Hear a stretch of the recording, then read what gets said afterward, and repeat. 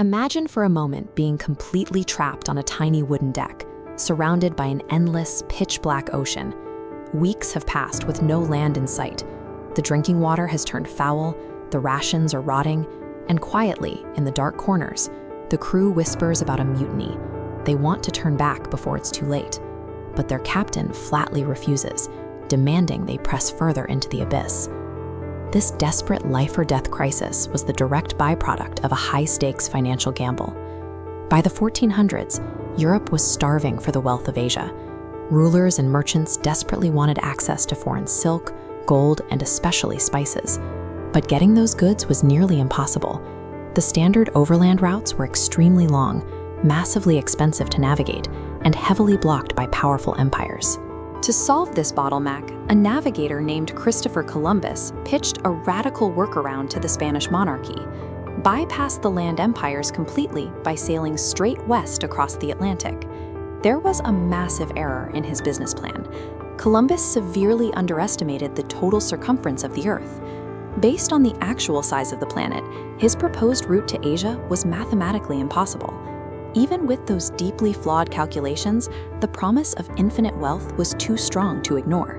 Queen Isabella and King Ferdinand gave him the money, 3 ships, and the green light to sail into the unknown. In August 1492, the Niña, the Pinta, and the Santa Maria left Spain. The crew set out with the high morale of men expecting a quick, lucrative trade run. That optimism evaporated as the weeks dragged on. They sailed further west than anyone ever had, and Columbus's mathematical error became painfully obvious. The ocean simply didn't end. The ships rapidly deteriorated. The drinking barrels grew stagnant, the food spoiled, and strange, unfamiliar winds pushed them deeper into unmapped waters. These men were hired as commercial sailors, but as the shoreline disappeared, they found themselves trapped as prisoners in an empty blue void. To make matters worse, they had to battle their own minds. Many sailors in the 1400s genuinely feared giant sea monsters, or feared that sailing too far meant falling off the edge of the world. The rising panic finally reached a boiling point. The starving, terrified crew openly demanded to cut their losses and turn the ships around. Columbus absolutely refused. Even with zero empirical proof to back him up, he doubled down on his flawed theory, insisting that land was just over the horizon. He forced an asymmetric risk onto his men, betting the immediate lives of his entire crew on a mathematical equation that was totally wrong. Then, in the early hours of October 12, 1492, a voice cut through the darkness. A sailor spotted land, abruptly ending the months of psychological torture. The exhausted crew erupted in celebration. For the men on deck, all that mattered was the sudden, undeniable relief that they weren't going to die at sea. When Columbus stepped onto the sand, he felt entirely vindicated. He looked at the shoreline and concluded that his math had been correct. He had reached the islands off the coast of Asia. It was a moment of total triumph built entirely on a misunderstanding. He had no idea where he actually was on the globe. He hadn't reached India. He had stumbled onto a massive landmass that the rest of Europe didn't even know existed, the Americas. By dropping anchor on that beach, he bridged 2 hemispheres that had been physically isolated for thousands of years.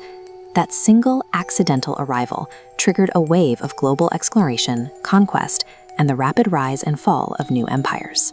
Columbus failed his original economic mission entirely, but by surviving his own miscalculation, he inadvertently triggered a global collision of civilizations that would rewrite the map of the world.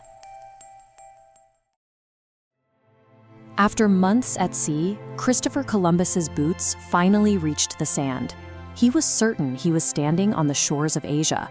Because of this assumption, he applied the name Indians to the indigenous peoples of the Caribbean, but he was thousands of miles away from India. This diagram shows the scale of his error.